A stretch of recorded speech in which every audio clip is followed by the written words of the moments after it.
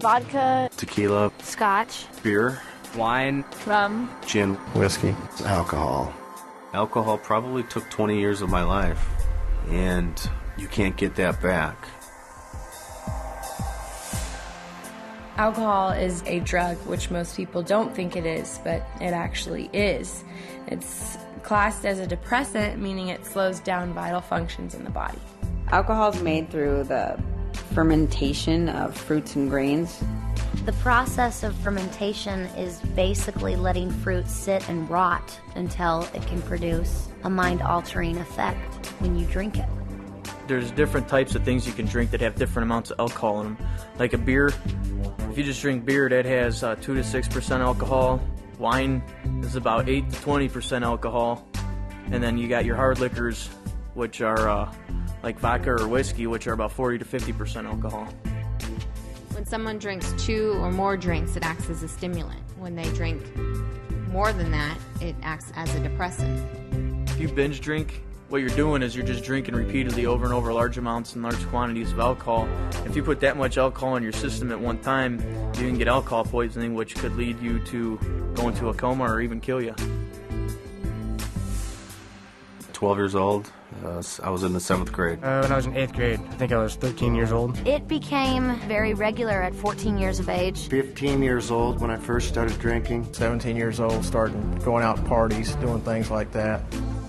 At first, drinking was a sociable thing, you know, I drank with my friends. Thought I was really cool going out with all the older guys, and I'd try to show off in front of them and drink myself stupid. They just go out and party all night. By the time I was probably 15 is where I started drinking at school.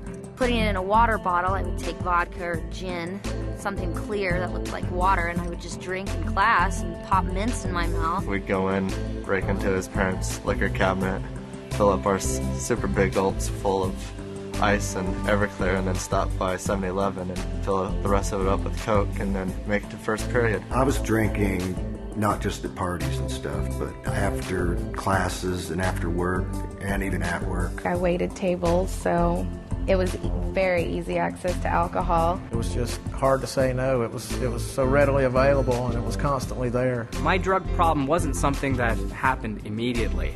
It happened so slowly that I missed the fact that I was addicted to it. It became a routine, a way of life. The only type of people I would hang out with were people who were using drugs or drinking alcohol. And it got to the point where that's all I cared about. It became far more than just a partying thing. It was a necessity. Without having alcohol in me, I could not function. I kind of became a loner because all I ever wanted to do was just drink and drink and drink. It felt like it was my only friend. Felt like that it was always there for me somewhere. You know, when things were going bad, I could always have a few drinks. Well, for me, it was never a few drinks. It was always a lot of drinks. I was consuming about 30 beers a day, a whole case of beer, and 3/4 of a gallon of light rum. I would essentially have that and black out every night. I could do nothing but drink 24/7, drink, pass out, drink, pass out. I literally started drinking so much that I would shake if I didn't have a drink. When I would not drink, I'd get extremely sick.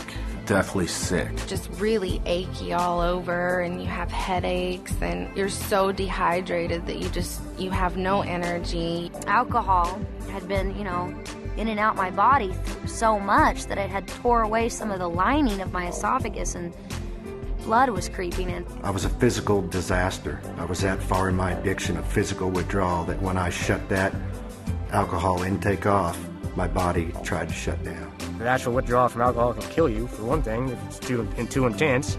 Your body has no vitamins or is dehydrated, and you can have DTs, you can seizure to death. It's terrible. I got a phone call, that my father was in the hospital and that he was really, really sick, and that he wasn't going to make it. So the next day I got on a plane to go home, and my only way to confront this was to drink alcohol. So I showed up at the airport pretty drunk, and my family, saw me there, and, they didn't know what to say. The worst thing about it is that my father was kept conscious so that he could see me before he passed away. But instead of disgracing his memory, they'd put him on life support. I had gotten kicked out of this bar for fighting. I was beyond drunk, and I was attacked and raped. And I went home, and I stayed in my apartment for a week. My mom would come knocking on the door. I'd pretend I wasn't home. I felt like it was my fault. You know, I was the one that was at that bar. I was the one that was getting drunk. I went home, and I had a roommate. And for some reason, we got into an argument, which resulted in a fight, and the cops got called. I blacked out for part of it, so I couldn't figure out why I was waking up in jail. I drank some beer there at the bar inside the airport. I just ordered another beer and put my backpack on and started walking through the terminal smoking a cigarette. I didn't care what I was supposed to be doing. And I ended up getting a fight with the police there at the airport. And I woke up in jail. I had staples in my head. In the military, I woke up and I actually had to crawl on my hands and knees off the flight deck of the carrier because I couldn't walk, and then I got discharged from that and lost a girlfriend and a kid and my whole life. I drank to blackout one night. Well, sometime about an hour later, I got back up. I went to my bedroom. My wife wasn't there. I went to the girls' bedroom, and they were all in the bed together, basically hiding from me through a blackout. And I decided right then that I couldn't stay there anymore. I was afraid I was going to hurt someone in a blackout. You know, I haven't had a drink in 3 years, yet I'm reminded daily of my alcohol abuse because of the long-term effects. I have horrible short-term memory, and it makes everyday life very difficult for me.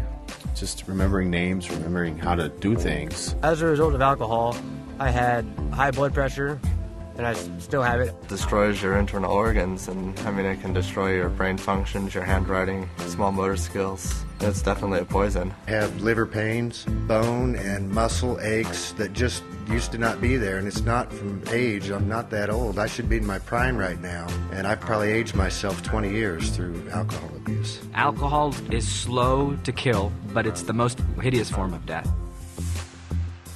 If I had known how sneaky and dangerous and insidious alcohol is, if somebody had kind of told me, and if I had known that it's not this symbol for a good time, I think that would have made a difference. It's not like some of the other drugs that instantly after your first time you're hooked and you're addicted to it. A lot of times, you know, most of my friends didn't even like the taste of beer when they first started drinking. It started out as something that was fun, something we did on weekends. How it progressed to an everyday, all-day thing is beyond me.